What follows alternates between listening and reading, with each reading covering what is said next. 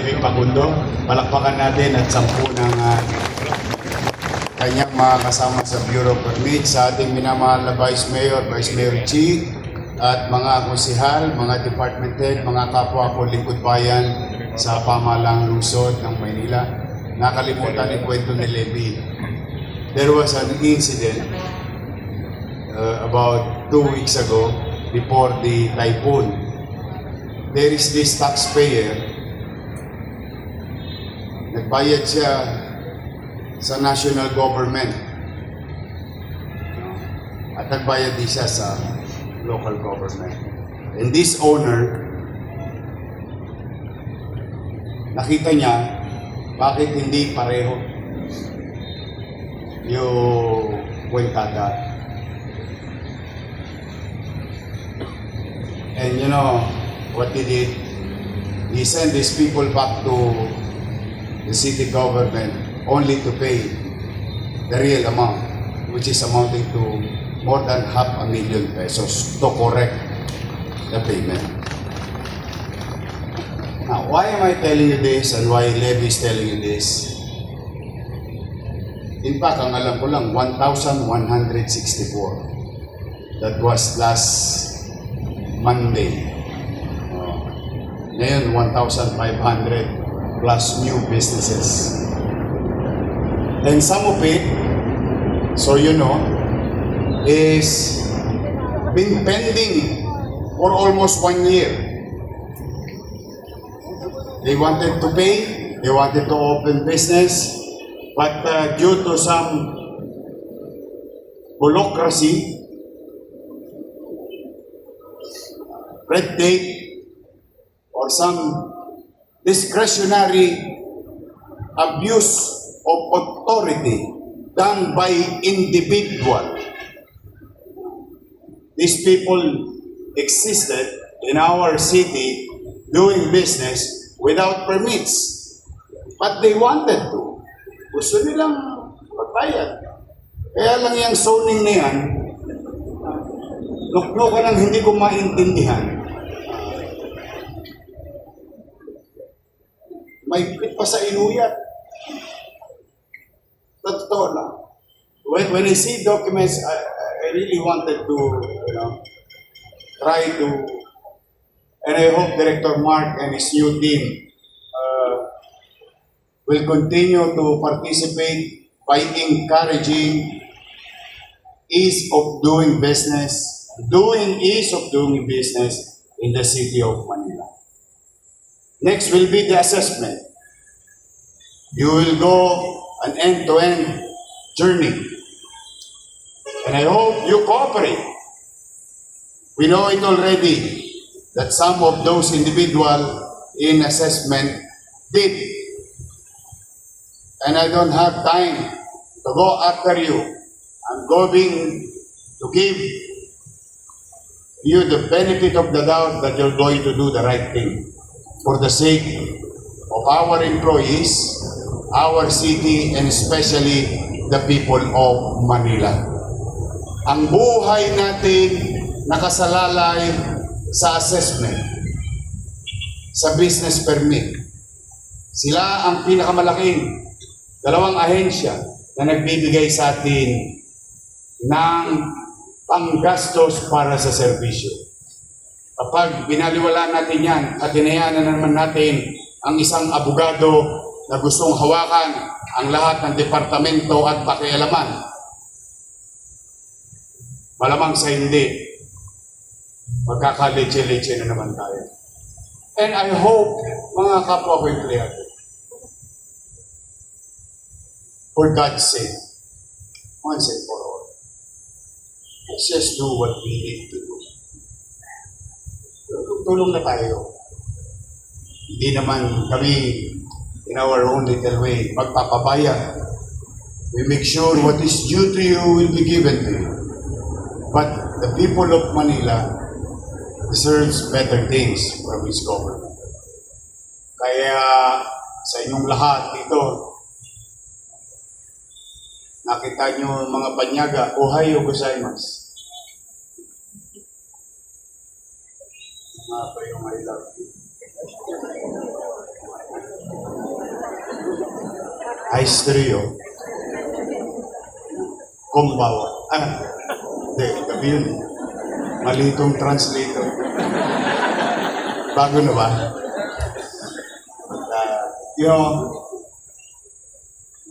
To Lawson and to the group, Dali, thank you for trusting the city of Manila.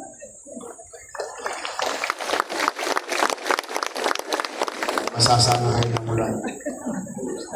Umamit pa kayo. Pag tayo'y nakitaan, ulitin ko po ito mga kapwa ko empleyado.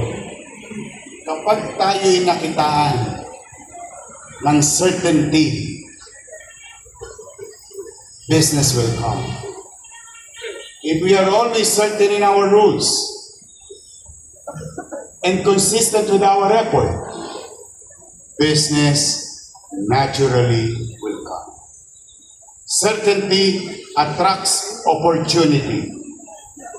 And with that, it will give also opportunity for our people to find jobs inside Manila. So not to go further as far as Commonwealth, as far as Metro Manila. They stay, live, work in Manila. And that is our job as government, to create that kind of atmosphere and environment to the business sector. To those who are watching, to those who are listening, sa mga naghahanap buhay, at yung mga napahiya, I'm sorry on behalf of the city government. Bumalik na po kayo. May gobyerno na po sa lungsod ng Maynila. Kayo naman, huwag kayo mag-alala mga empleyado. Huwag kayo mag-alala. Kami, the Vice Mayor, ako, at mga kusyal, lahat kami nagbibehave sa JO. Yang JO na yan ang sumira ng kaban ng bayan. Kaya, I'm telling you straight, in front of the Vice Mayor and the members of the City Council, no more abuses sa part ng mga elected official abusing job orders just to create political alliances at the expense of the city government and your salary. Alam niyo ba, araw-araw na lang, umaakyat yung dalawang barangay tanod sa ilalim ng baba ko. Kakatingin kung paano tayo magpapasahod, kung paano tayo magbibigay ng benepisyo, katamang benepisyo lamang sa ating mga empleyado. Pero those are the things of the past. Kaya doon sa mga department head, na baka na-excite kayo, nakatikim kayo ng matamis at sobrang tamis, sana hindi kayo nagka-diabetes sa mga nakaraang panahon. Gone are the days. We only hire that is needed. Unnecessary JO will not be tolerated. In fact, gusto ko i-share sa inyo, mga kapwa ko empleyado, dahil bagamat hindi kayo kasama sa aming meeting every Monday. I always tell them, pag ako may nalamang isang empleyado, GNO, pero unnecessary, yung department head mismo ang tatanggalin ko. Yan ang proteksyon nyo sa akin, mga empleyado ng lungsod ng Maynila. No more abuses. No more luxury. Unnecessary expenditures. Kung nag-iikayat tayo na maging masinop, kami mismo, dapat ni Vice Mayor, mga kusyal o mga halal ng bayan, maging masinop sa pananalapi at paggastos sa ating kaban ng bayan ng lungsod ng Maynila. Kaya sa inyo naman, mga naparito, at umating mga ating regular flag ceremony, inikayat po kayo. Tulungan ninyo ako. Nakita nyo yung mga ambulansya dyan sa Wakali, matagal lang nakatambay yan. Walang gustong gumamit. Nandiyan dyan, nangabulok. Nung binisita ko ng isang linggo, tingnan ninyo, magagamit na ulit. May darating pa sa atin. hihingi pa tayo, mamamalimos pa ako. So be it, para sa kabubuti ninyo. Sa ako naman, mga kasamahan kong empleyado, kulang o binawa ng Diyos. Bigyan ako ng lakas ng pangangatawan. Ubusin ko ang 24 oras. Mapabuti lang ang pagpapatakbo ng tahanang yan at ng buong lungsod ng Maynila. I want you to create extra mile. I want you to create extra step. Let's get back or take back our dignity in working in city government. There is dignity in us.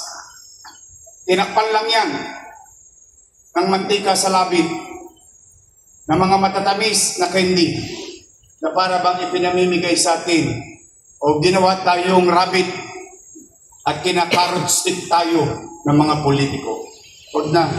Maging masayahin na lang tayo. Ipagpasalamat natin sa Diyos.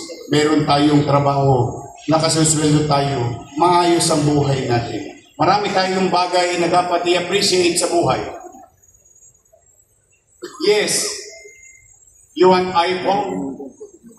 Maybe all other luxuries in life. Yes, why not? Kung kaya natin. Kung hindi naman, ipag-ibang araw nyo na lang yan. Ngayon, magsinop rin kayo sa inyong sarili. Di araw-araw, Pasko. Pero, ano pa man, hirap na dinaranas natin on our fiscal situation. Umanatag kayo, laging may sweldo.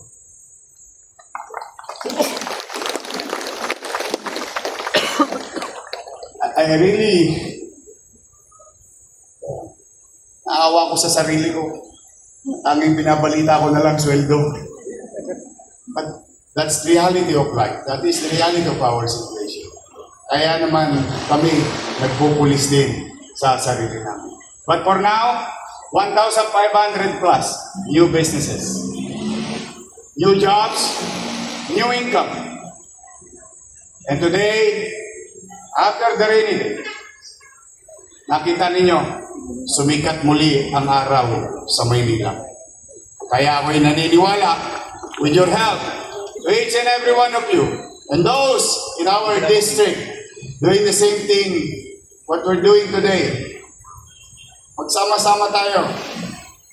Tulong-tulong tayo. Marami nang tumutulong sa atin ulit. Napasin nyo ba, ang dami na naman natin donation? People are coming in, going back to the city of Manila. Tulungan natin na mailagay ulit sa ayos ang ating pamahalaan. Let's prove to them, again and again, where Manila goes, the country follows. As like, katulad ng lagi nating kinakanta sa awit ng bandila. Maynila, Maynila, dalhin mo ang bandila. Magandang araw, angad ko ang kaligtasan at kalusugan ng bawat isa sa inyo ngayong linggong ito. Isang maaraw na Lunes, isang araw na maaari natin sisimulan ng magandang linggo para sa kinabukasan ng mamamayan ng lungsod ng Maynila. Maraming salamat. Pagpalain nawa kayo ng may bakal. Manila! God first. Thank you.